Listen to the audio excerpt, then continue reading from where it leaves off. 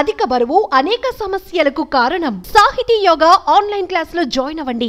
నమస్తే, నేను Keshav. Welcome to Suman TV. ఆంధ్రప్రదేశ్లో ప్రతిష్టాత్మకమైనటువంటి సంస్థ విశాఖ ఉక్కు కర్మాగారం. ఒకప్పుడు విశాఖ ఉక్కు ఆంధ్రుల హక్కు అని నినదించినటువంటి సంస్థ.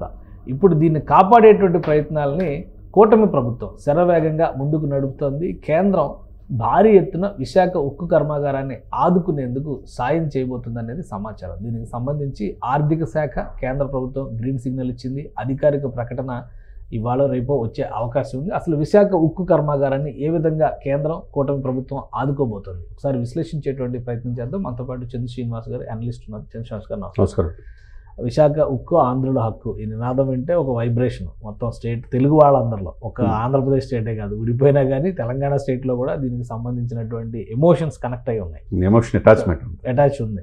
కాబట్టి ఇప్పుడు కేంద్ర ప్రభుత్వం ఆర్థిక సాయం చేయబోతుంది. కూటమి ప్రభుత్వ ప్రయత్నాలన్నీ కూడా ఫలితాన్ని ఇవ్వబోతున్నాయి అంటారు. ఏంటి దానికి సంబంధించినటువంటి? అది మనం స్వాగతించాల్సిందండి కేశవ్ గారు.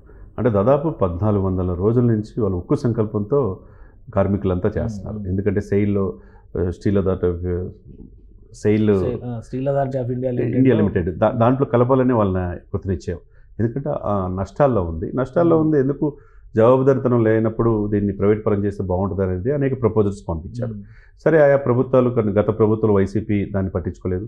అంతకుముందు పవన్ కళ్యాణ్ గారు కూడా డెఫినెట్గా దీన్ని ప్రైవేట్ పరం కాకుండా ఆపి దీనికి కావాల్సిన స్టీల్ ఇచ్చేసే ఇది కనుక చేయగలిగితే ప్రభుత్వం రాయితీ కల్పిస్తే ముందుకు తీసుకెళ్ళవచ్చు. వీళ్ళ భవిష్యత్తు మీద ఆధారపడిందని పవన్ కళ్యాణ్ గారు చెప్పారు.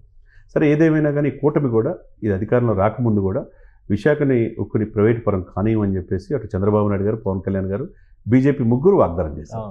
దాంట్లో భాగంగానే ఈ అధికారంలో వచ్చిన 1 monthలోనే ఆయన కుమారస్వామి గారు ఉక్కు మంత్రిగా వెళ్ళటం, అక్కడ పురంధేశ్వర్ గారి విజ్ఞప్తి చేయటం, ఉక్కు శాఖ సహాయ మంత్రి కూడా బీజేపీ ఎంపీ నర్సాపురం ఎంపీ ఉండటం, ఇవన్నీ కూడా ఏంటంటే 3 నెలలు టైం ఇవ్వండి, మేమేమి ప్రైవేట్ పరం చేయమని అనే ఆ మాట నేతలకి ఒక రకమైన ఊరట లభించింది.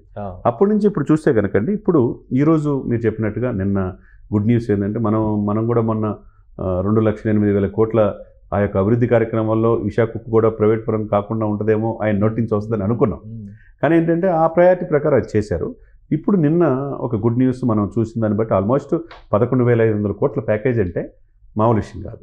ఇప్పుడు ప్రస్తుతం నష్టాల్లో ఉంది. దాన్ని ఎట్లా ఓవర్కమ్ చేసి దీన్ని గాడిలో ఎలా పెట్టాలి, దీన్ని ఏ విధంగా ముందుకు తీసుకెళ్ళి ఇప్పుడు ఎవరికి కూడా కార్మికులు ఇబ్బంది కలగకుండా చూడాలనేది ప్రభుత్వం ముందున్నది.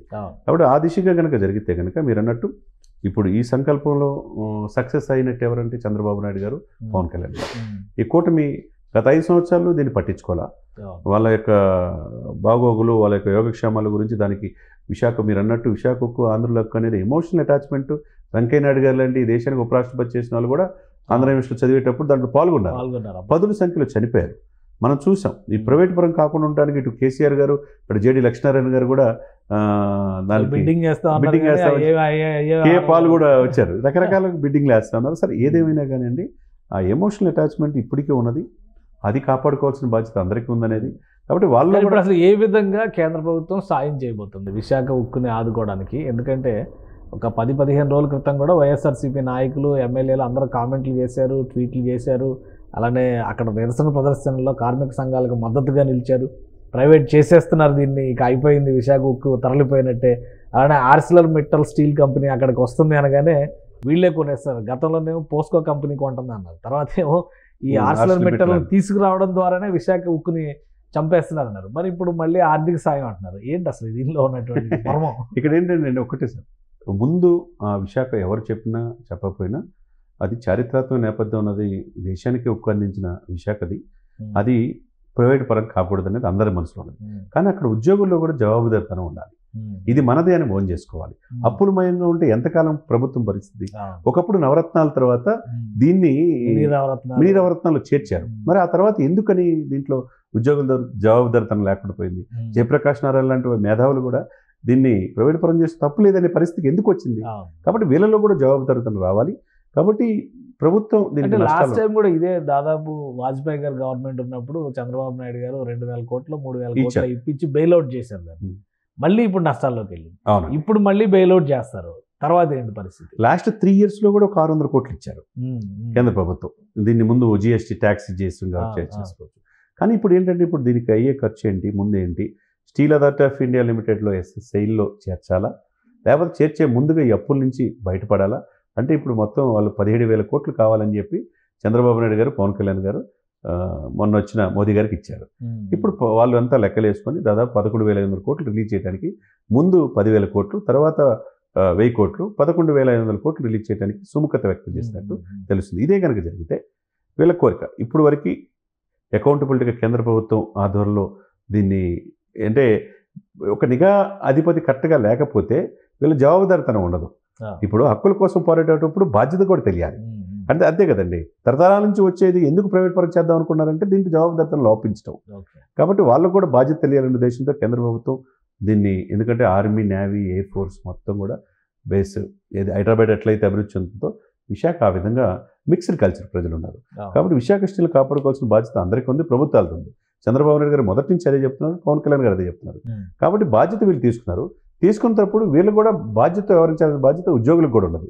కాబట్టి ఈ 11,500 కోట్లు ఏ విధంగా ఇస్తారనేది వాళ్ళ టర్మ్స్ అండ్ కండిషన్స్ ఈ రోజు సాయంత్రం కానీ అది పూర్తిగా రిలీజ్ చేస్తే కానీ పూర్తిగా తెలియదు. అంటే ఈసారి పూర్తి స్థాయిలో నష్టాల నుంచి బయటపడడం, ఒక సమర్థమైనటువంటి కర్మాగారంగా నిలబడడానికి అవకాశాలు, ఆ విధమైనటువంటి ప్రణాళికని అమలు చేసే అవకాశం, ఆ ప్రణాళిక ఉంటుంది. ఎందుకంటే కేంద్ర ప్రభుత్వం అంత సహాయం చేస్తున్నప్పుడు దీన్ని ప్రైవేట్ పరం చేయడానికి కూడా ఆల్మోస్ట్ సిద్ధమయ్యే సమయంలో ఇప్పుడున్న కూటమి 3 పార్టీలు కలయిక కాబట్టి డెఫినెట్గా వాళ్ళ సెంటిమెంట్ని క్రైటీరియాగా తీసుకున్నప్పుడు వాళ్ళు కూడా వాళ్ళ కేంద్ర ప్రభుత్వం ఆధ్వర్యంలో ఉన్న టీం కూడా ఎంటర్ అవుతుంది.